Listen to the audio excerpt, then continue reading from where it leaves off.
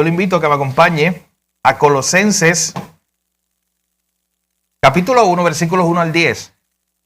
No me acostumbro a no decir Ruth después de tantos meses. Pero hoy comenzamos una miniserie. Son 3 sermones acerca de este tema, de nuestra visión como iglesia. Recuerden que nos estamos preparando para la serie de sermones de Gálatas. Eso viene pronto. Yo le invito a que usted siga estudiando el libro. Pero antes, una vez al año, siempre lo hacemos al inicio del año, recordamos cuál es nuestra visión como iglesia. Así que yo le invito a que nos acompañen a Colosenses capítulo 1 y vamos a darle lectura a los versículos 1 al 10. Nuestro tema para esta mañana es un evangelio transformador. Colosenses capítulo 1, versículos 1 al 10 dice así, la palabra del Señor. Pablo, apóstol de Jesucristo, por la voluntad de Dios, y el hermano Timoteo, a los santos y fieles hermanos en Cristo que están en Colosas. Gracia y paz sean a vosotros de nuestro Padre y del Señor Jesucristo. Siempre orando por vosotros, damos gracias a Dios, Padre de nuestro Señor Jesucristo, habiendo oído de vuestra fe en Cristo Jesús y del amor que tenéis a todos los santos, a causa de la esperanza que os está guardada en los cielos, de la cual ya habéis oído por la palabra verdadera del Evangelio, que ha llegado hasta vosotros, así como a todo el mundo, y lleva fruto, y crece también en vosotros, desde el día que la oyeron y conocisteis la gracia de Dios en verdad. Como lo habéis aprendido de Epafras, nuestro consiervo amado, que es un fiel ministro de Cristo para vosotros, quien también nos ha declarado vuestro amor en el Espíritu. Por lo cual también nosotros, desde el día que lo oímos, no cesamos de orar por vosotros y de pedir que seáis llenos del conocimiento de su voluntad en toda sabiduría e inteligencia espiritual, para que andéis como es digno del Señor, agradándole en todo, llevando fruto en toda buena obra y creciendo en el conocimiento de Dios. Padre, gracias te damos en esta mañana por tu palabra. Gracias por la iglesia, gracias por este grupo de hermanos que hoy podemos juntarnos con el propósito de adorarte a ti, con el propósito de recordar las verdades de tu palabra y permitir que ellas transformen nuestra vida. Hoy te pedimos, Señor, que a través de tu palabra nos cambie, nos transforme, nos llenes y que podamos ser guiados hoy por tu Espíritu Santo. Tú conoces la necesidad nuestra, Señor. Tu palabra es más que suficiente para cualquiera que sea nuestra necesidad hoy. Háblanos, te pedimos, y que estemos con un corazón presto en esta mañana. Te lo pedimos en el nombre de Jesús. Amén. Hace muy poco se descubrió, unos años atrás, en una región del Valle Indo, allá en la India, unas edificaciones antiguas que han tenido intrigado a los arqueólogos. Porque ellos saben, el trabajo del arqueólogo, recuerda, es buscar y ver artefactos del pasado, edificaciones antiguas. Ellos saben que ahí hubo una civilización en algún momento. Y se dieron cuenta que en esa región del Valle Indo, en la India, había una civilización en algún momento muy próspera, porque los edificios eran muy grandes, el lugar se veía muy próspero. Pero lo interesante es que eso ha sido un enigma de la historia, porque no se sabe qué pasó con esa civilización. Cómo de ser una gran civilización, tener grandes ciudades, de momento dejaron de existir. Y lo interesante de cuando un arqueólogo o un historiador trata de investigar el pasado, usted sabe que lo que hacen es buscar artefactos, buscar documentos que nos expliquen el pasado. Pero ¿qué hacemos cuando tratamos de hacer eso y esa civilización no dejó documentos? Entonces, ¿cómo conocemos su historia? ¿Cómo conocemos qué le pasó a ellos? A ese grupo de personas y por qué desaparecieron de un día para otro y dejaron todas esas grandes ciudades abandonadas. Y hoy lo que tenemos son los escombros de esas grandes ciudades. Lo interesante de esa civilización, que no conocemos mucho y que todavía los arqueólogos e historiadores están estudiando, es que dejaron como un cierto tipo de lenguaje, como un código. Descubrieron algunas inscripciones, pero el problema es que ese tipo de lenguaje nadie lo entiende hoy. Y han tratado de descifrarlo y han estado luchando por investigadores de todo el mundo por tratar de descifrar qué qué dice ese lenguaje, cómo lo traducimos y cómo podemos conocer esa civilización. Algo parecido había pasado en Egipto. Prácticamente hasta el siglo XIX, más o menos, siglo XVIII, siglo XIX, los jeroglíficos de Egipto, todos esos simbolitos que usted ve en las pirámides y todo lo asociado con Egipto, era desconocido para el mundo. La gente no tenía ni idea de qué significaba eso, hasta que se descubrió una piedra, se llama la piedra de Rosetta, y esa piedra como que les ayudó a traducir. Pues eso es lo que están tratando de hacer con estas inscripciones del Valle del Indo. Pero ¿por qué te les explico todo esto? Miren, un gobierno estatal de la India, donde se encuentran esas ruinas, dio un anuncio público. Ellos están dispuestos a dar $1 millón americanos para aquel que pueda ir allí y descifrar ese lenguaje. Y te dice, oye, eso es fácil, cualquiera va, se inventa otra idea y dice, mira, y dice tal cosa. Aquí somos la civilización tal y nos fuimos del país por esto. Pero en realidad no es tan fácil, porque esa interpretación que tú des ahí, si tú sabes ese idioma o ese código, va a pasar por un sedazo de eruditos de todo el mundo, lingüistas, expertos, y entre todos esos van a decir, ¿sabes qué? Tu teoría es la más que se parece a lo que pudo haber sido real. Y entonces te dan el premio de $1 millón. Pero piensa en esto.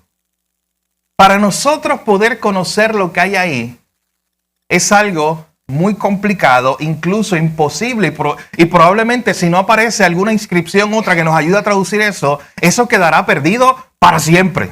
La información de quién era esa gente, de por qué se destruyó esa ciudad y todos los registros históricos de ellos. Entonces, cuando tú te pones a pensar en algo como eso, ¿cuál era su sistema religioso? ¿En qué ellos creían? ¿Cuál eran sus dioses? Todo eso quedó perdido. Y si alguien quiere conocer eso, no hay forma de hacerlo. Ponte a pensar por un momento en la bendición, y mira la comparación que quiero hacer, que tú tienes en la Biblia, en esta palabra de Dios. Piensa por un momento e imagina que Dios hubiera dado su mensaje en forma de código, en forma tipo secreto, que solamente algunos pudieran entenderlo, que solamente pudiera ser descifrado por algunos, o que todavía el hombre estuviera tratando de entender qué dice ahí. Un tipo código secreto, como le pasa a esa civilización. Imagínate por un momento que la Biblia tú no la tuvieras el acceso porque todo estuviera lleno de números y códigos que tú la trataras de ver y en realidad tú no entiendes nada. Mire, como parte de mis estudios, he tenido que dar clases de religiones del mundo, del Islam inclusive, y tengo un Corán en español que me ayuda a prepararme para entender qué creen en ellos y nosotros poder presentar defensa de la fe. Pero tengo un Corán en árabe y yo lo abro y yo no entiendo nada. Eso, para mí es un código diferente totalmente. Yo no tengo ni idea de lo que estoy viendo. Yo paso a la página y no entiendo nada. Eso le pasa a usted cuando ve un texto en otro idioma o en un código diferente al suyo. Pero vuelvo y repito y piense en esto. Piense que la Biblia estuviera así escrita, de una forma que nadie la pudiera entender. Mi hermano, cuando usted ve la realidad, en la realidad pasa todo lo contrario. Por gracia y misericordia de Dios, porque Él así lo quiso. Dios, el creador del universo, se ha revelado al hombre, le ha hablado, ha dejado su palabra. Su palabra fue escrita por hombres a través de muchos siglos. Fue escrita en hebreo, en el idioma antiguo, fue escrita en griego.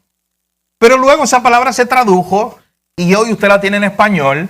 Y usted sabe que usted no tiene más que una versión en español. Usted tiene muchas versiones, muchas posibles traducciones que usted puede utilizar para compararla. ¿Y qué les quiero decir con todo esto? Que a veces tratamos la Biblia como tratamos todos esos idiomas que no conocemos o esos textos antiguos que todavía hay gente que está tratando de descifrar. Y simplemente no nos damos cuenta del tesoro que nosotros tenemos delante.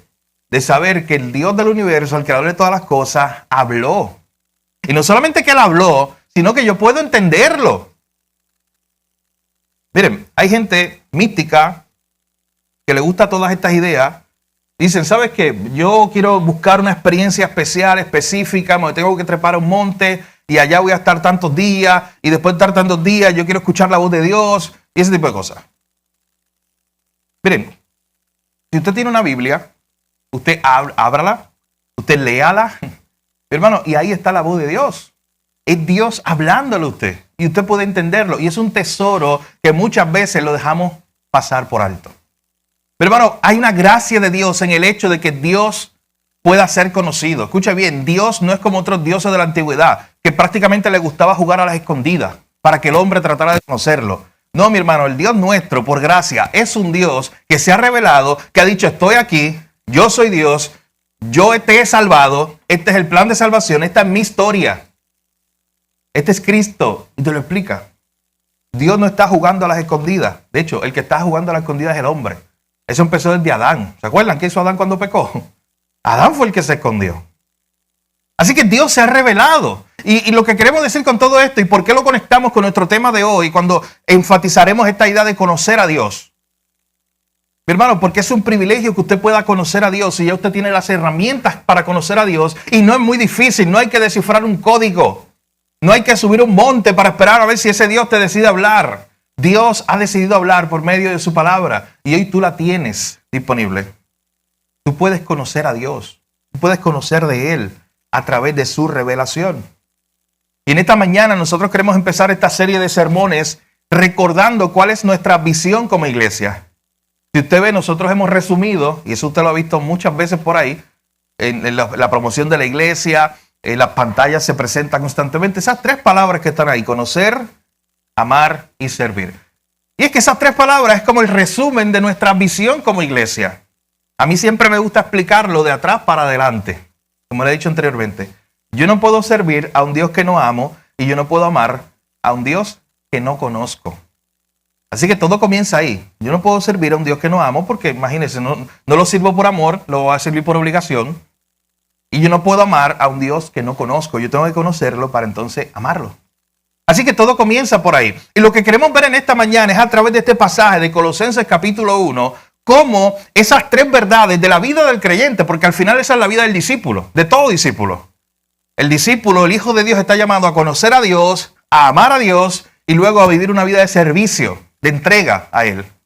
Y toda esa visión como iglesia que se resume en tres palabras, la podemos ver aquí en este pasaje. De hecho, es de este pasaje que surge esa idea. Colosenses capítulo 1, versículos 1 al 10.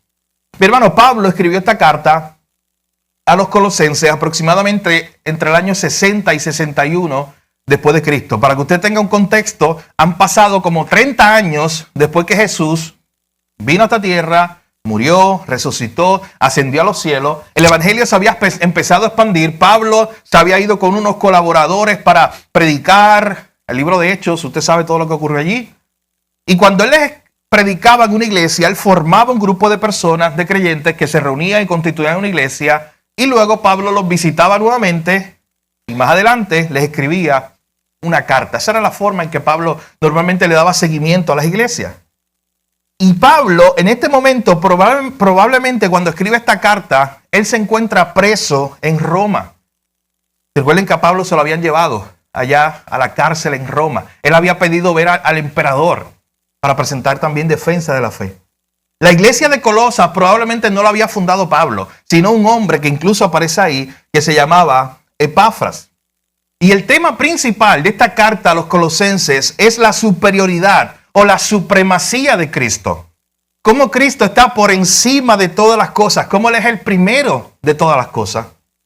Pablo le escribe esta carta a estos hermanos para ayudarlos a combatir falsas enseñanzas que habían allí en la ciudad de Colosas. Había adoración a los ángeles en esa región. Que mi hermano, eso todavía está por ahí. Yo les he hablado antes que he conocido personas cercanas que tienen su colección de ángeles, no por decorar nada más, sino para orar a cada uno de ellos por protección o algo parecido. Usted sabe que eso está erróneo totalmente. Pero en ese tiempo había algo como eso, un tipo de adoración de ángeles. Y Pablo también tiene que corregir esa idea de decir, no pongas tu mirada en los ángeles, no pongas tu esperanza en los ángeles, ponla en Cristo. Así que Pablo corrige muchas cosas. Pablo anima a estos hermanos a que pongan su mirada, recuerdan Colosenses 3, poner la mira en las cosas de arriba y no en las de la tierra. Eso es lo que está haciendo Pablo, animando a estos hermanos, corrigiendo alguna falsa enseñanza y presentando a Cristo como el más alto de todos. Esta carta presenta la deidad de Jesús de una forma increíble. Presenta a Jesús como plenamente Dios. Y uno de los énfasis más importantes de esta carta, mis hermanos, es resaltar la manera en la cual Cristo es suficiente para nuestra salvación. De hecho, nosotros lo cantamos hoy. Hace unos minutos atrás cantamos Jesucristo basta. Y cuando decimos Jesucristo basta, es Jesucristo es suficiente. Si lo tengo a Él, lo tengo todo. Y Pablo, cuando escribe esta carta, quiere también dejarles saber a estos hermanos que Cristo era suficiente. Esta iglesia de Colosa, esa ciudad de Colosa, se encontraba en lo que hoy es Turquía.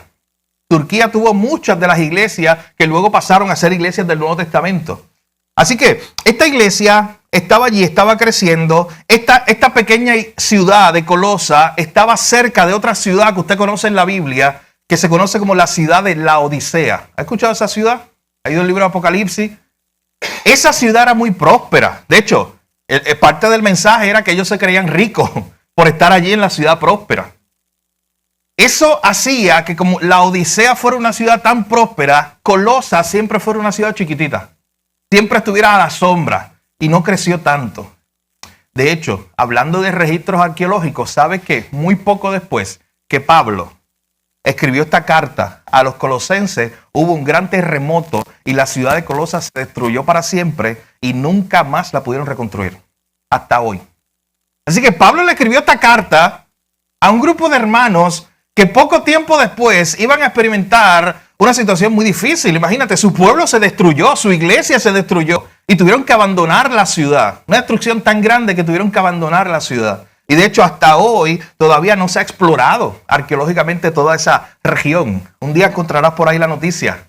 Un arqueólogo entró y descubrió lo que eran las regiones de la iglesia de Colosa, porque eso todavía no se ha explorado. Pero piense por un momento, Pablo le está escribiendo esta carta a una iglesia que él no lo sabía, pero que estaba pronto, dentro de los planes del Señor, que estaba pronto a ser destruido su ciudad. Y Pablo lo que le estaba recordando era la supremacía de Cristo, que Cristo era suficiente. A la luz de lo que vemos en los primeros 10 versículos, vamos a ver en esta mañana 3 puntos principales. Vemos al apóstol Pablo, después de presentarse en los versículos 1 y 2, lo que vamos a ver es cómo el apóstol Pablo hace una oración por esta iglesia. Eso era normal en Pablo. Usted sabe que cuando usted está leyendo una carta de Pablo, normalmente él empieza orando por la iglesia a la cual él está escribiendo. Así que en estos 10 versos vamos a ver cómo Pablo oraba por esta iglesia. Y mis hermanos, se nos van a dar muchos detalles importantes acerca de cómo era esta iglesia, de cómo estaba creciendo. Así que luego del saludo del verso 1 y 2, donde Pablo está reconociéndose como un apóstol del Señor, está hablando en nombre de Timoteo también, que era su ayudante, va a hablarle a los hermanos, a los fieles que estaban allí en la ciudad de Colosa. Y luego empieza en el versículo 3 al 5, lo que es nuestro primer punto. A través de esta oración vamos a ver cómo la iglesia de Colosas era una iglesia caracterizada por el Evangelio. Una iglesia caracterizada por el Evangelio. En primer lugar, los versos 3 al 5. Miren cómo Pablo comienza: siempre oro por ustedes. Mi hermano, Pablo, si nos enseña algo, es que él era un hombre de oración. Yo venía meditando hace poco de hasta qué punto la gente te reconoce como una persona de oración. Piensa por un momento, a ti te pueden conocer por muchas cosas. A ti te pueden conocer por ser el mejor ingeniero, el mejor doctor, el mejor maestro. Y en contextos de iglesia, el mejor predicador, el mejor que toca la guitarra, el mejor que dirige la alabanza, cualquier cosa. Que no está mal en sí mismo, pero piensa por un momento, ¿a cuántos de nosotros genuinamente, la gente más cerca de nosotros, nos conocen como personas de oración?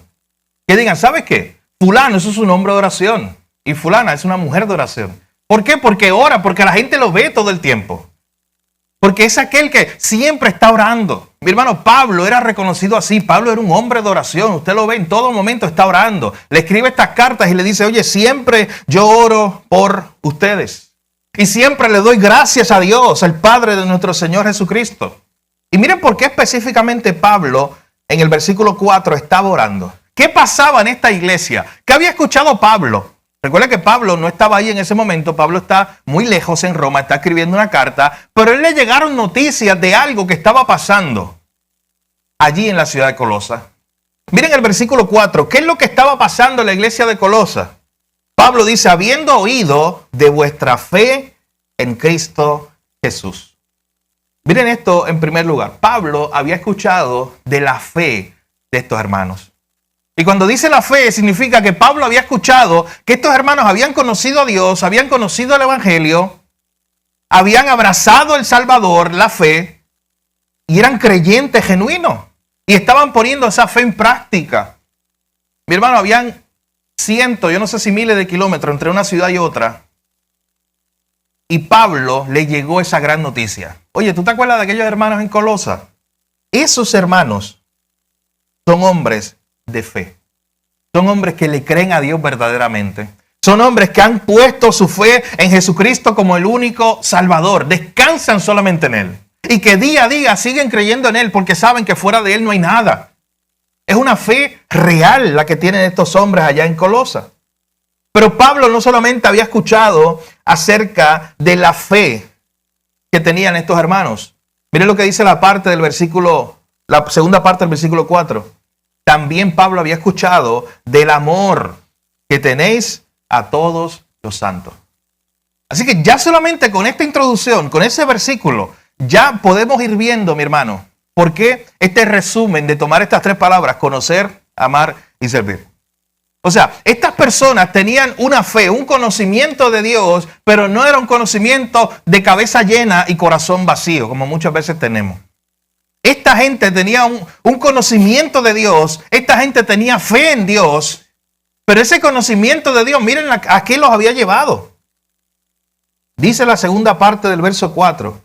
Yo he escuchado de su conocimiento del Señor, pero yo también he escuchado del amor que ustedes se tienen unos por los otros, del amor que le tienen a los santos, del amor que se tienen como iglesia. En otras palabras, mi hermano, desde afuera, la gente iba a mirar para adentro, el mundo, y iba a ver no solamente una iglesia llena de conocimiento, sino iba a ver una iglesia llena de amor.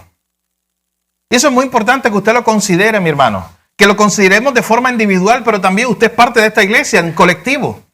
Y usted piense, oye, cuando nos ven, a nosotros nos caracterizan por ser una iglesia de conocimiento simplemente, por ser una iglesia que conoce mucha Biblia, pero le falta amor. O es como la iglesia de Colosas, que era una iglesia que conocía del Señor, pero era una iglesia viva donde el amor de Dios se veía, donde el amor de Dios se reflejaba en la vida de la gente. Así que esta iglesia de Colosas, mi hermano, podía tener esas dos cosas. ¿Usted sabe qué? Hay que cuidarse porque Juan escribe una de sus cartas en Apocalipsis, donde Jesús le está escribiendo, le está hablando a una de sus iglesias. ¿Recuerdan el mensaje a la iglesia en Éfeso? Donde Jesús le dice a esa iglesia, ¿sabes qué? Ustedes tienen A+ en conocimiento. Ustedes doctrinalmente están muy bien. Cuando viene un falso maestro, ustedes de lejos lo pueden reconocer y decir, ¿sabes qué? Eso es un falso maestro, él no está enseñando la verdad. Porque son unos duros en la Biblia, en la enseñanza bíblica. Y Jesús le reconoce eso. Pero después, ahí mismo, en ese pasaje en Apocalipsis, Jesús le dice, ¿sabes qué? Pero tengo algo contra ustedes. Tienen mucho conocimiento, pero han perdido su primer amor. Pero es una iglesia que no ama. Hermano, la iglesia de Colosa, a la cual Pablo le está escribiendo, por lo cual él está dando gracias, es porque él está escuchando que esta iglesia está estudiando la Biblia, está creciendo en el conocimiento de Dios, tienen fe en Dios. Pero también Pablo dice, yo he escuchado lo mucho que ustedes se aman. Yo he escuchado el amor que se tienen unos por los otros. Mi hermano, quiere el Señor que nuestra iglesia pueda asemejarse a estas características, pueda ser similar a lo que estamos viendo. Una iglesia que conozca a Dios, que conozca su palabra, que conozca la sana doctrina, pero a la misma vez una iglesia que aprenda a amar con el amor de Dios. Una iglesia que la gente de afuera, el mundo, pueda ver y decir, oye, mira cuánto se aman. Y noten que una cosa no tiene que estar en contra de la otra. No tenemos que luchar por una cosa por encima de la otra. En otras palabras, no tenemos que decir, ¿sabes qué? Este año vamos a hacer una iglesia que conozca más a Dios. Oye, pero nos vamos a enfriar en nuestro amor por el prójimo. Pero tampoco podemos ser una iglesia que diga, ¿sabe qué? Este año vamos a amarnos nada más y no vamos a estudiar la Biblia. Noten que eso no tiene sentido. Es que al final, ¿sabe qué? Una cosa lleva a la otra, por eso primero es conocer. Porque es que mi conocimiento de Dios, lo que hizo Dios en Cristo en la cruz, ese amor que Él tuvo por mí, es, mis hermanos, lo que me va a llevar a mí a amar al prójimo. Yo no puedo amar genuinamente si yo no tengo ese amor de Cristo en mí. Yo no puedo aprender a amar a mi prójimo si no amo a Dios primero. ¿No recuerdan a Cristo resumiendo todos los mandamientos cuando le preguntaron a Jesús? Oye, ¿cuál es el primer gran mandamiento? Y Jesús dijo, mira, el primero es ama a Dios con toda tu fuerza, con toda tu alma, con toda tu mente. ¿Y cuál es el segundo? Ama a tu prójimo. Noten que una cosa lleva a la otra. Es el conocimiento del Señor y el conocimiento de lo que Dios hizo en Cristo. El conocimiento de la cruz, lo que me va a motivar, lo que me debe mover en amor hacia otro. Así que miren lo que dice el versículo 5. Pablo está orando por ellos. Pablo está escuchando que esta gente ha crecido en la fe en el Señor. Y no solamente es una iglesia de sana doctrina, sino es una iglesia que tiene amor los unos por los otros. Miren el verso 5. ¿Por qué es que ustedes se aman tanto? ¿Por qué es que ustedes son una iglesia de fe? Miren la respuesta aquí. A causa de la esperanza que les está guardada en los cielos, de la cual ya ustedes escucharon por la palabra del Evangelio.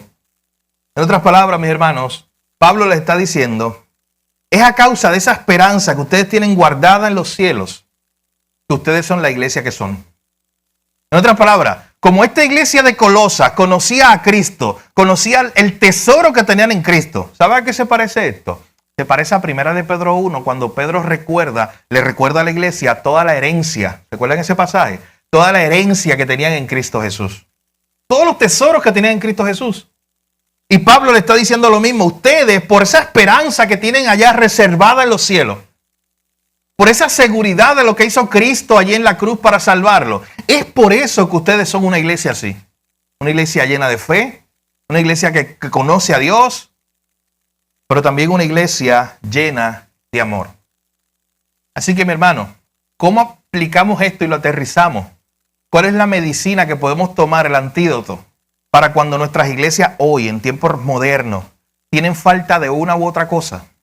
Si encontramos una iglesia o nos identificamos como una iglesia que tiene que crecer todavía en el conocimiento de Dios porque le falta mucho, o tiene que crecer en el amor los unos por los otros, ¿usted sabe cuál es el antídoto? Verso 5, primera parte. Una y otra vez estar considerando, recordando el Evangelio, recordando la esperanza, recordando la seguridad que tenemos en Cristo Jesús. En otras palabras, mientras la iglesia mire la cruz y recuerde a Jesús, va a ser una iglesia que va a tener estas características. Una iglesia que conoce al Señor, que tiene fe en el Señor, y una iglesia donde se aman los unos a los otros. Había un autor del siglo pasado, Francis Schaff, que él decía que la verdadera apologética, usted sabe que la apologética es la defensa de la fe, es cuando yo hablo con un musulmán para debatir, es cuando yo hablo con un ateo, una persona que se considera ateo, para tener un debate intelectual y un debate de ideas acerca de la existencia de Dios, algo como eso. Pero imagínense que este autor, Francis Schaeffer, que era uno de los mejores apologistas, o sea, uno de los mejores defensores de la fe, usted sabe que él se sentaba con la gente, miren, él se sentaba con los ateos, con los agnósticos, con los musulmanes, con los judíos, con cualquiera. De hecho, él había abierto una casa allá en Europa, era como un centro, donde cualquier persona podía ir. Cualquier persona que tuviera preguntas sobre la religión, sobre Cristo. Y prácticamente incluso se podían quedar allí. Y simplemente él te escuchaba y tú tenías una conversación con él. Él era un apologista. Él dijo en alguna ocasión, la apologética más importante de la iglesia es el amor. Miren lo que él decía. Más que las ideas, y el tipo conocía muchas cosas. Tenía la cabeza llena de conocimiento. Debatía con cualquier persona, cualquier religión. Pero él decía, la apologética más importante es el amor. Porque yo no simplemente quiero ganar el debate. Yo quiero mostrarle el amor de Jesús. Y tenga cuidado usted, mi hermano, de simplemente querer ganar el debate. De usted tener doctrina en la mente. Llenarse porque leyó un libro, porque fue al seminario, porque estudió, porque vio un video en YouTube. Y usted se llena de esa información y ahora va por ahí y quiere simplemente corregir a todo el mundo, pero no con la actitud correcta. La verdadera apologética, la verdadera defensa de la fe, mi hermano, nunca se trató de ganar el debate y humillar a otro. Siempre se trata de cómo mostrar el amor de Cristo. Y esta iglesia lo estaba haciendo. Pablo dice, esta iglesia, ustedes tienen fe, yo lo escuché. Ustedes tienen amor unos por los otros. Y yo sé que esa fe y ese amor vinieron a causa de la esperanza que ustedes tienen en Cristo Jesús. Esa esperanza que tienen reservada en los cielos. Como ustedes están mirando y recordando mucho a Jesús, es por eso que ustedes son una iglesia que ha crecido en el conocimiento de Dios y que se aman los unos a los otros. De hecho, yo no sé si usted recuerda ese pasaje donde en Primera de Juan, capítulo 4, versículo 20, Juan dice lo siguiente: si alguno dice yo amo a Dios, pero odia a su hermano, ese es mentiroso. Porque el que no ama a su hermano, a quien ha visto, ¿cómo puede amar a Dios a quien no ha visto? ¿Cómo yo muestro mi amor hacia Dios, que yo digo que amo a Dios? Bueno, tangiblemente en la práctica, amando a mi hermano. Y Juan dice, y a mí me encanta porque Juan siempre fue bien sincero, y Juan dice en su carta, yo no puedo decir, nadie, sería un mentiroso si yo dijera que yo amo a Dios, pero aquí en la tierra odio a aquellos que están creados a imagen de ese Dios que yo digo amar. Eso sería una total contradicción.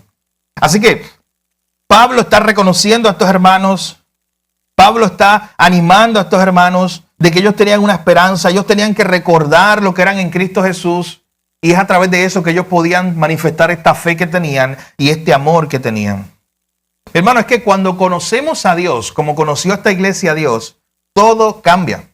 Usted sabe que cuando usted conoce a Dios, empieza a ver todas las cosas de forma diferente. Cuando usted conoce a Dios, comienzas a ver a tu prójimo diferente. A tu prójimo con el cual tú tenías problemas, al cual odiabas, al cual no te querías relacionar. Ahora cuando conoces a Dios, se supone que la perspectiva cambie. Ahora tienes unos lentes nuevos, que son los lentes del Evangelio. Y ya no los miras como los mirabas antes.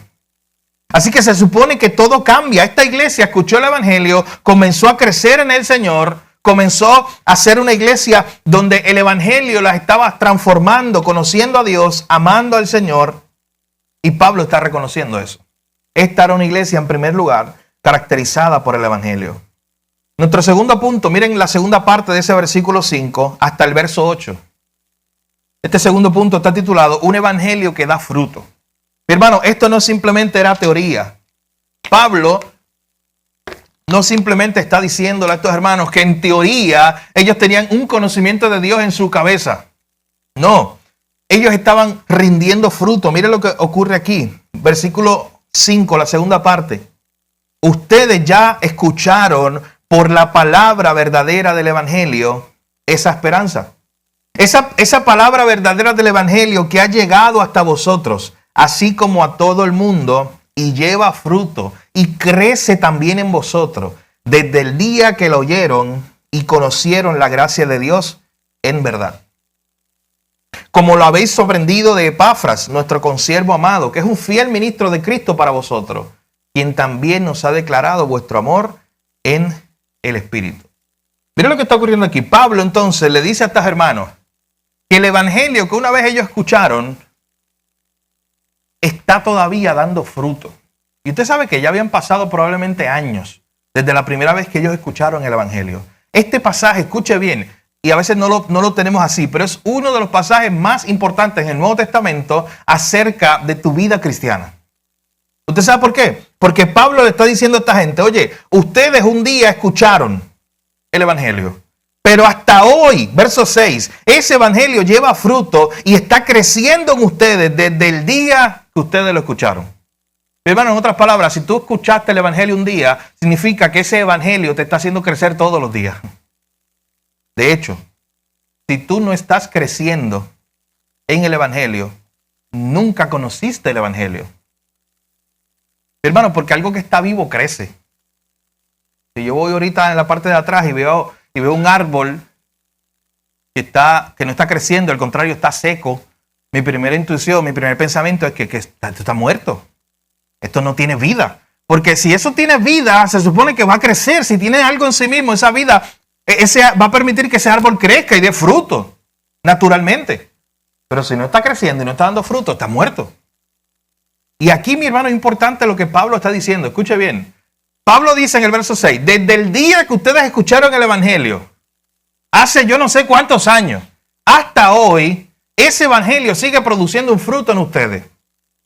Eso es una señal de que usted es un verdadero hijo de Dios, de que hay una evidencia, hay un crecimiento genuino en su vida. Desde el día que ustedes escucharon el evangelio, mi hermano, como dijo un autor, no es el ABC de la vida cristiana, es el A a la Z. El evangelio no es algo que tú te aprendes 2 o 3 primeros pasos de la vida cristiana y de ahí nunca más te acuerdas de eso. Esta verdad de lo que hizo Dios en Cristo para salvarte en la cruz, lo que es el evangelio, es una verdad que te debe acompañar día a día. Y el apóstol Pablo está diciéndolo muy claro. Ese evangelio está llevando fruto. Ese evangelio está creciendo en ustedes como iglesia, como persona. Mi hermano, pregúntate en esta mañana importante. ¿Has visto ese crecimiento del evangelio en tu vida? Desde el día que escuchaste el evangelio, desde aquel día que tú dices, ¿sabes qué? Fue hace 5 años atrás que yo escuché el evangelio. O fue hace 20 años atrás. ¿Sabes qué, mi hermano? Si fue hace 20 años atrás, pueden pasar 30 años más y todavía tú no te has ido con el Señor o el Señor no ha ido a buscarte. Y según este texto, este versículo 6, todavía hay espacio para crecer en el evangelio. Todavía hay espacio para crecer en él. No llegará un momento donde ya digamos, ¿sabes qué? No tengo que ir a la iglesia, no tengo que leer la Biblia. Ya yo estoy listo para el cielo. Pues ya yo me lo sé todo. No, mi hermano. Siempre estaremos creciendo, siempre estaremos llevando fruto. Ese evangelio estaba llevando fruto. Y Pablo les recuerda a estos hermanos en el versículo 5 que el evangelio que ellos escucharon también se había esparcido por todo el mundo. Y eso era algo muy importante para animarlos. ¿Sabe por qué? Porque hoy usted tiene redes sociales, YouTube, medios de comunicación, donde si tú quieres ver cómo el evangelio se está distribuyendo en el mundo entero, usted lo puede ver de una forma muy fácil en el celular. De hecho, una de las nuestras ahora mismo se encuentra en España, Italia, esa región atendiendo a los marroquíes, Amarilis. Ha enviado fotos, no sé si usted lo ha visto. Ha enviado algunas peticiones de oración. Es como casi directo. En el momento en que le entregaron una ayuda y están haciendo parte de la misión, podemos recibir nosotros un video en vivo, una llamada, y nos enteramos. Mi hermano, pero en esa época, ¿cómo la gente se iba a saber que el evangelio no solamente estaba creciendo en su ciudad, pequeñita y de Colosa? Ellos no tenían idea. Y es por eso que Pablo quiere como abrirle su mente y decirle, ¿sabes qué? No solamente son ustedes los que han escuchado el evangelio, este evangelio que ha llegado hasta ustedes, ha llegado también, dice la primera parte del verso 6, a todo el mundo. Este evangelio se está expandiendo. Pablo, ¿tú sabes dónde estaba cuando escribió esta carta? Yo se los comenté hace unos minutos. Estaba en Roma. Roma era la capital del mundo antiguo. Y usted ha escuchado la frase que dice, todos los caminos conducen a Roma. Hermano, vea un mapa antiguo. Y en ese mapa antiguo usted ve que eso era verdad. No era simplemente un dicho. Estaba Roma y usted ve todos los caminos desde donde tú podías salir o entrar a Roma. Caminos por tierra, caminos que luego conectaban a la costa, al mar, rutas marítimas. Así que si el evangelio había llegado allí, eso era clave. ¿Tú sabes por qué el libro de los Hechos se acaba con Pablo preso en Roma? Hechos 28. Y no nos dice más nada. Dice, oye, pero Lucas es el autor. Lucas, tú no pudiste haber dicho un poquito más porque Lucas vivió más de eso, tiempo después de eso. Primero, le estaba siendo inspirado por el Espíritu Santo. Así que no era lo que le diera la gana a él escribir. Pero segundo, ¿por qué Lucas no nos escribió más información? Usted sabe que porque era suficiente mostrar que el evangelio había llegado a Roma. ¿Te recuerda cómo empezó el libro de Hechos? Diciendo, este evangelio, usted me va a hacer testigo en Jerusalén, Judea, Samaria y hasta lo último de la tierra. Y cuando tú estudias el libro de Hechos, te das cuenta que el evangelio se empieza a expandir, así en orden, en Jerusalén, Judea, Samaria, y de momento llegas al capítulo final y Pablo está por allá, botado por Roma. Se estaba cumpliendo eso de que iba a llegar hasta lo último de la tierra, porque si el evangelio estaba en Roma, desde ahí, mi hermano, con todos los caminos, se podía expandir hasta lo último de la tierra. Así que Pablo está animando a estos hermanos en el verso 6 y le dice, oye, yo quiero que ustedes sepan, ese evangelio que llegó hasta ustedes también ha llegado al mundo entero. Era para animarlos a ellos también. Ese evangelio que los está haciendo crecer es el mismo evangelio que está haciendo crecer a otros hermanos en diferentes partes del mundo. Luego en los versículos 7 y 8, el apóstol Pablo está recordando a Epafras. Epafras probablemente había sido el pastor de esta iglesia de Colosa. Probablemente había sido el fundador de esta iglesia. Había sido el que le había enseñado estas verdades del evangelio. Pablo lo describe como un consiervo amado, un fiel ministro de Cristo. Y Epafras en algún momento le había dicho a Pablo que esta iglesia estaba bien en cuanto a doctrina, pero también Epafras le había dicho, miren el verso 8, que esta iglesia era una iglesia caracterizada no solamente por su conocimiento doctrinal, sino también por su amor.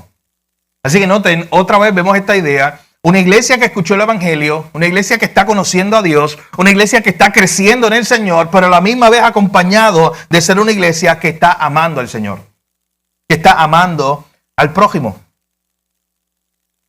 Miren cómo continúa esta oración. Mi hermano, todo esto que hemos visto del versículo 3 al 10 es una oración. Pablo está orando por esta iglesia. Pero mientras está orando por ella, nos permite ver descripciones de esta iglesia por la cual él está orando. Así que en primer lugar, estar una iglesia caracterizada por el evangelio.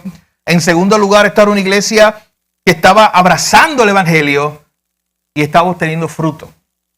Ellos estaban creciendo. El evangelio estaba dando fruto en sus vidas. Y en tercer y último lugar, vea conmigo los versículos 9 al 10. En medio de esta oración, Pablo anima a estos hermanos. Luego de decirles que él va a continuar orando por ellos, los anima específicamente a ser una iglesia que ande como es digno del evangelio. Que ande, que camine. O sea, en otras palabras, este último punto, los versos 9 y 10, es una invitación de Pablo para decirle, oye, hoy ustedes están bien. En este momento ustedes están creciendo, el evangelio está llevando fruto, ustedes son una iglesia que yo escucho que ustedes tienen mucha fe en el Señor, que ustedes se aman los unos a los otros, o sea, ustedes están bien. Pero ¿sabes de qué se trata el verso 9 y 10? Es un ánimo de Pablo decirle, ¿sabes qué? Pero no se conformen. Porque mi hermano, con el conformismo viene la caída muchas veces. ¿Usted sabe qué quiero decir? Que cuando usted simplemente se conforma, imagínate estos hermanos que digan, ¿sabe qué? Pues ya llegamos, ya estamos bien. Incluso el apóstol Pablo nos está escribiendo, nos está diciendo que somos una iglesia de sana doctrina, que somos una iglesia que se ama, ya cumplimos. Y como se conforman, empiezan a bajar el estándar. Es un buen ejemplo del que mire que está firme, el que esté firme, mire que no se estrelle, que no caiga. Así que Pablo les está escribiendo a esta iglesia para decirles, qué bueno que ustedes están bien, pero les animo a que sigan andando, que sigan caminando en el Señor, que sigan creciendo en el Señor. Hermano, qué bueno que usted ha crecido este año pasado en el Señor. Pero sepa que el ánimo para usted es todavía seguir creciendo más. Qué bueno que usted creció en santidad, que creció en el conocimiento de la palabra. Qué bueno que usted creció en amor. Quizás usted mira para atrás y usted dice, ¿sabes qué? Ahora yo amo más de lo que amaba el año pasado. El Señor está trabajando en mi corazón. Pero ¿sabe que eso no se detiene ahí? Usted tiene que seguir mirando a cómo usted puede seguir creciendo en el Señor. Cómo usted puede amar aún más sacrificialmente. Cómo usted puede conocer aún más al Señor. Cómo usted puede vivir una vida de entrega, de servicio a Él. Que noten que ya esa es la tercera parte. Es un conocimiento de Dios que me lleva a amar a Dios y luego me lleva a servirle a Él. Me lleva a vivir una vida de entrega a Él. Así que miren cómo termina estos versículos 9 y 10. Un llamado a andar, a caminar en el Evangelio. Miren el versículo 9. Por lo cual también nosotros, desde el día que lo oímos, no cesamos de orar por vosotros y de pedir que ustedes sean llenos del conocimiento de su voluntad en toda sabiduría e inteligencia espiritual. Lo primero que hace el apóstol Pablo es recordarle a estos hermanos que a pesar de que ellos estaban bien, que estaban creciendo, él iba a seguir orando por ellos porque siempre había espacio para seguir creciendo en el Señor. Y les estaba recordando que el evangelio no simplemente era para conocerlo teóricamente, sino para vivirlo. Y Pablo lo que quiere es que estos hermanos puedan ser llenos del conocimiento de toda la voluntad de Dios. Que ellos sean llenos de sabiduría e inteligencia espiritual. Usted sabe que hoy los teóricos hablan de muchos tipos de inteligencia. Yo no sé si usted lo ha escuchado. La inteligencia intelectual, o lo que nosotros por toda la vida creíamos que era, o caracterizamos, identificamos como lo que era la inteligencia medida por conocimiento. ¿Cuánto conocimiento tú tienes? Pero después de ahí han salido un montón. De hecho, yo recuerdo, tuve unas clases de introducción en la universidad, en ciencias sociales, hace como 6 años atrás. Ya deben haber muchas más. Y hablaban de un montón de tipos de inteligencia. O tratando de capturar la idea, inteligencia emocional, inteligencia tal, inteligencia al otro. Pero lo que a mí me llama la atención de este pasaje, este concepto que Pablo utiliza aquí para decir que estos hermanos, él está orando para que estos hermanos crezcan en conocimiento de Dios, en toda sabiduría, y noten la frase que usa después, inteligencia espiritual. Entonces, ¿qué significa eso? ¿Qué significa esa palabra de crecer en el conocimiento de Dios, en toda sabiduría e inteligencia espiritual? Al final de cuentas, mi hermano, estos hermanos necesitaban la sabiduría de Dios para vivir según Dios les estaba guiando. Estos hermanos necesitaban la sabiduría de Dios para poder enfrentar los problemas del día a día. Estos hermanos necesitaban la sabiduría de Dios para ser buenos esposos y buenas esposas en sus casas. Estos hermanos necesitaban la sabiduría de Dios para ser buenos padres. Estos hermanos necesitaban la sabiduría de Dios para aplicarla a cada aspecto de su vida. Mi hermano, y de eso se trata ese pasaje. Pablo está orando por ellos y está diciendo, yo oro para que ustedes tengan ese tipo de sabiduría espiritual, esa sabiduría en el Señor, para que sean sabios en el Señor, para que ustedes sepan cómo tomar este evangelio, la gran noticia de lo que hizo Dios en Cristo para salvarlos, y cómo ustedes puedan tomar esto y aplicarlo en cada situación de su vida. Hermano, en otras palabras, use los lentes del evangelio, póngaselo, y todas las cosas que usted tenga que enfrentar en su vida, comienza a preguntarse desde esa perspectiva. ¿Cómo me enseña el evangelio, lo que hizo Dios en Cristo? ¿Cómo me enseña el evangelio a aplicarlo a esta situación en mi vida? Y sabes que el evangelio tiene aplicación para cada cosa en su vida. Piense de esa manera. Pablo está orando para que estos hermanos tengan ese tipo de sabiduría. Ora al Señor usted también y dígale, Señor, dame la sabiduría espiritual, esta sabiduría tuya. Esta sabiduría que no es terrenal, como dice Santiago. No, esta sabiduría que viene de ti. Bueno, el mismo Santiago no es el que dice, Santiago 1, el que tenga falta de sabiduría, pídala al Señor. Así que piensa lo que está haciendo el apóstol Pablo en el versículo 9, orando para que estos hermanos tengan la sabiduría de Dios para caminar en el camino de Dios. ¿Y cómo es que se camina en ese camino de Dios? Con esto terminamos hoy. Miren el verso 10. ¿Por qué es que estos hermanos tenían que tener la sabiduría de Dios y tener esta inteligencia espiritual? ¿Para qué era? Dice el verso 10, para que anden, para que caminen como es digno del Señor. ¿Y cómo es caminar así? Pablo lo explica. Usted sabe que una de las cosas más interesantes de Pablo es que Pablo genuinamente era un hombre intelectual, era un hombre muy inteligente. Él había estudiado probablemente en la Universidad de Tarso, donde él era, que era una de las mejores bibliotecas del mundo antiguo, estaba allí. Pablo también había estudiado bajo Gamaliel, lo dice la Biblia, que era uno de los mejores eruditos del judaísmo, de la ley judía. Así que Pablo verdaderamente, mi hermano, estaba instruido.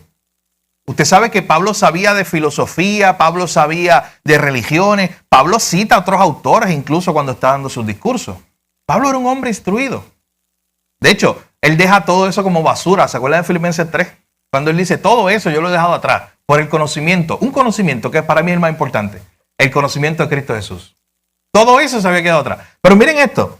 Pablo, que era un hombre con tanto conocimiento y tan preparado, le está diciendo a estos hermanos, o los está animando a que ellos anden, a que ellos caminen en el camino del Señor, a que ellos vivan como es digno del Señor.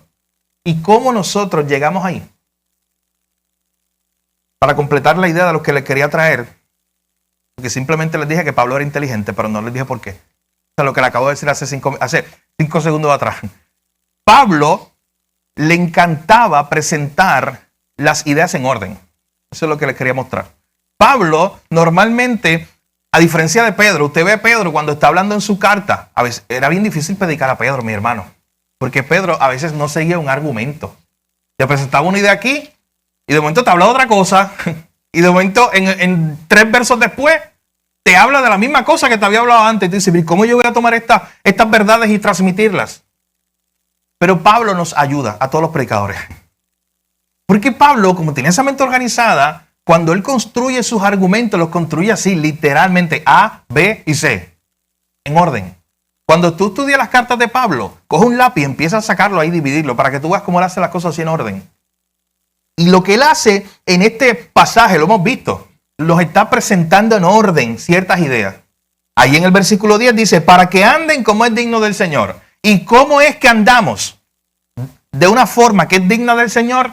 Miren cómo Pablo ordenadamente entonces nos contesta. 3 maneras. Con esto terminamos. Agradándole a Dios en todo. Llevando fruto en toda buena obra. Y número 3. Creciendo en el conocimiento de Dios. En esta mañana, mi hermano, evalúate si tú estás andando, estás caminando como es digno del Señor, con la sabiduría de Dios en cada aspecto de tu vida. ¿Y cómo puedes hacer la evaluación? Mírala ahí. ¿Le estás agradando a Dios en todo? ¿Estás procurando tú agradar a Dios en cada área de tu vida? En cada decisión que tú tomas, ¿buscas agradar a Dios? En cada acción que haces, ¿buscas agradar a Dios? Segundo lugar, ¿estás llevando fruto? ¿Te está viendo en tu vida el fruto de que Dios está en ti? Mi hermano, eso es evidente. El mismo Santiago dice, ¿sabes qué? ¿Cómo se muestra la fe? A través de nuestras obras. A través de buenas obras vamos a mostrar nuestra fe a través de buenos frutos. Como decíamos ahorita, un árbol que está creciendo naturalmente va a dar frutos si está saludable. Así que se supone que hay unos frutos de crecimiento en nuestra vida. Y número 3, no solamente pregúntate, ¿estás creciendo en el Señor? ¿Estás dando fruto? Pregúntate en tercer y último lugar, ¿estás creciendo en el conocimiento de Dios? En otras palabras, ¿estás conociendo más a Dios cada día? Mi hermano, hay un solo lugar donde usted puede conocer a Dios. En su palabra. Y como decía al inicio, esta no está llena de códigos y de misterios secretos que solamente unos pocos pueden descifrar. Esta está accesible para usted por gracia, es un regalo de Dios. Haga uso de ella.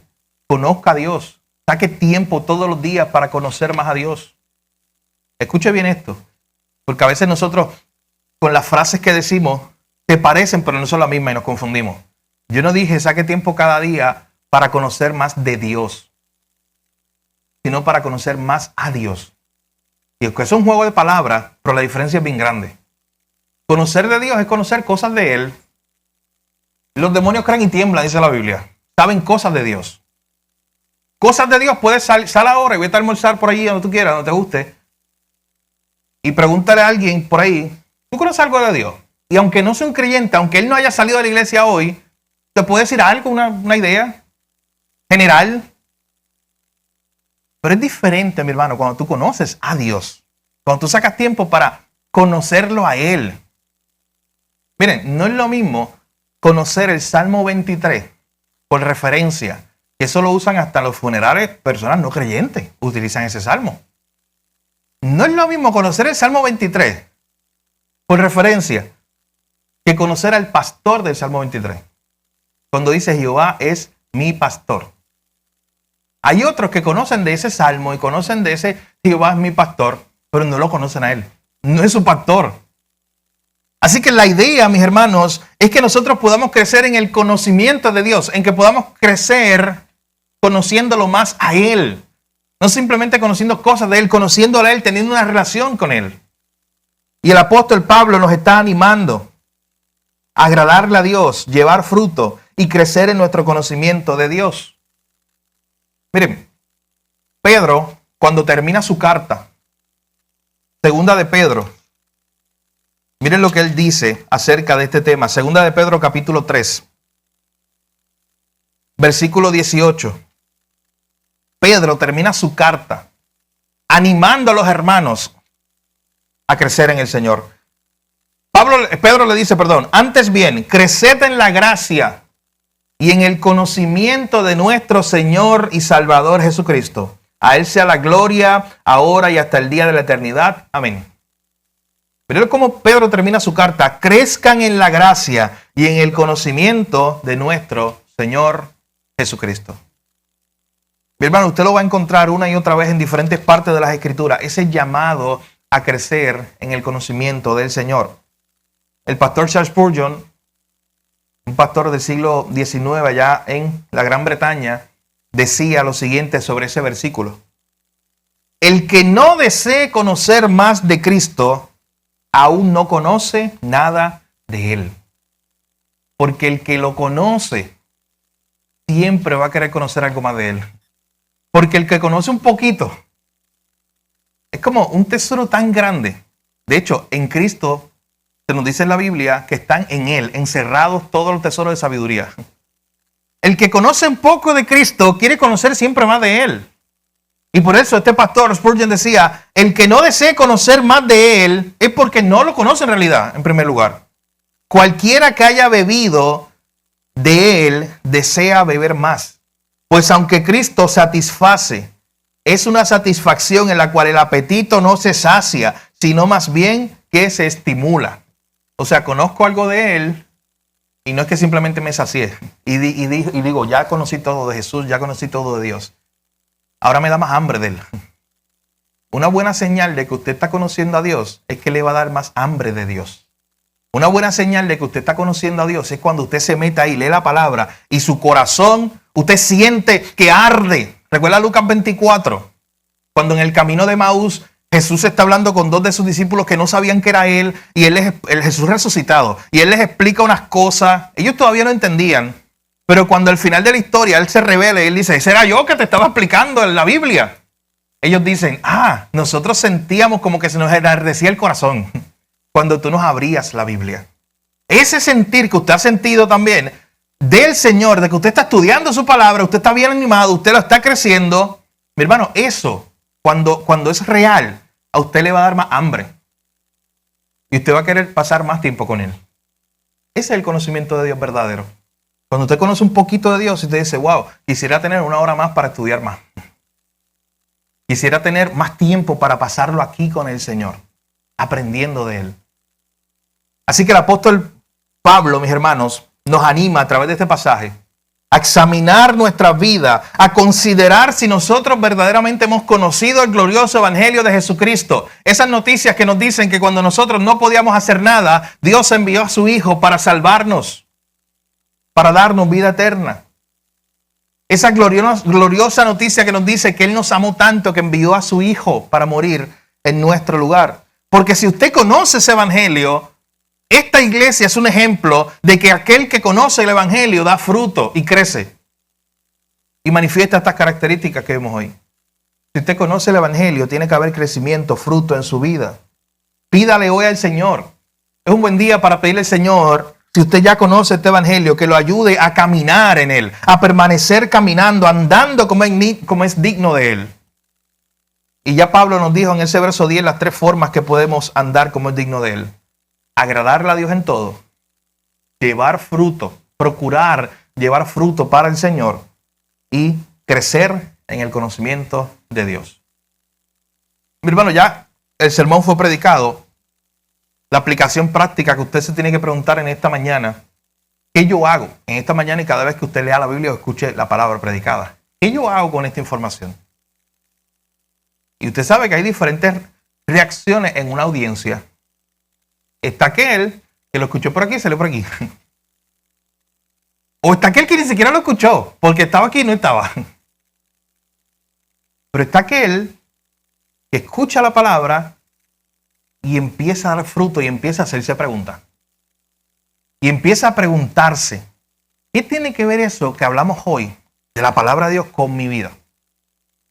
¿Dónde yo estoy ahí? Primero, ¿conocí yo el Evangelio? ¿He conocido a Jesús verdaderamente? Esa es la primera pregunta que te tienes que hacer.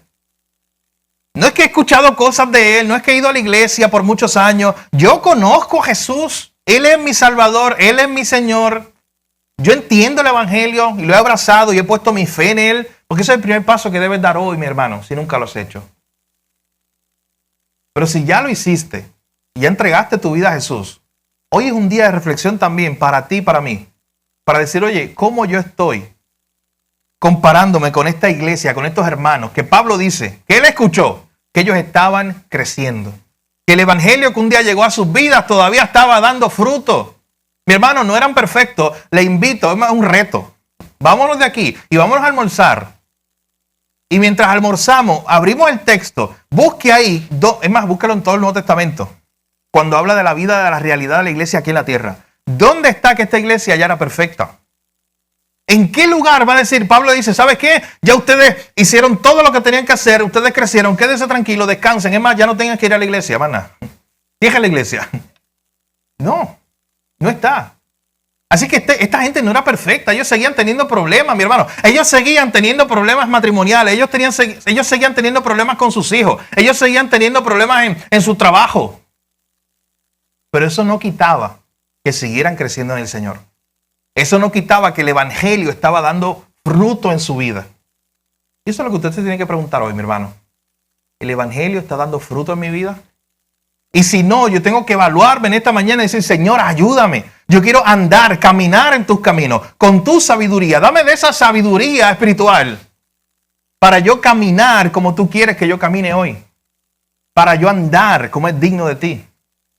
Para yo crecer en conocimiento tuyo. Para yo crecer en amor hacia ti. Para yo dar fruto. Para yo agradarte en todo, como dice este pasaje. Tome este pasaje, mi hermano, lléveselo a su casa, ore a través de él. En la semana, estúdielo también, piense en este pasaje. Una y otra vez vaya allí y dígale, Señor, yo te estoy agradando, muéstrame áreas en mi vida donde quizás yo no te estoy agradando. Es una buena pregunta para usted aplicar esta enseñanza. Muéstrame, Señor, hay áreas en mi vida donde yo no te estoy agradando, que no te agradan a ti. Señor, hay áreas en mi vida donde yo no estoy dando fruto como se supone que yo dé. Señor, ¿te estoy conociendo como se supone que te conozca o estoy descuidando tu palabra? Son preguntas que usted le puede hacer al Señor. Mis hermanos, en este pasaje hemos visto el resumen de lo que hace el Evangelio en la vida de un creyente. Hemos visto el resumen incluso de nuestra visión como iglesia. Conocer a Dios nos permite ser transformados y comenzar a vivir para Él. El que conoce a Dios, ama a Dios, ama a su prójimo y está dispuesto a vivir una vida de entrega a Él, de servicio a Él. Que el Señor nos ayude a recordar que usted y yo no le podemos servir a un Dios que no amamos y no podemos amar a un Dios que no conocemos. Vamos a orar en esta mañana. Padre, gracias te damos en esta mañana por tu palabra. Gracias por este tiempo, Señor, donde podemos juntos estudiarla, recordar estas verdades.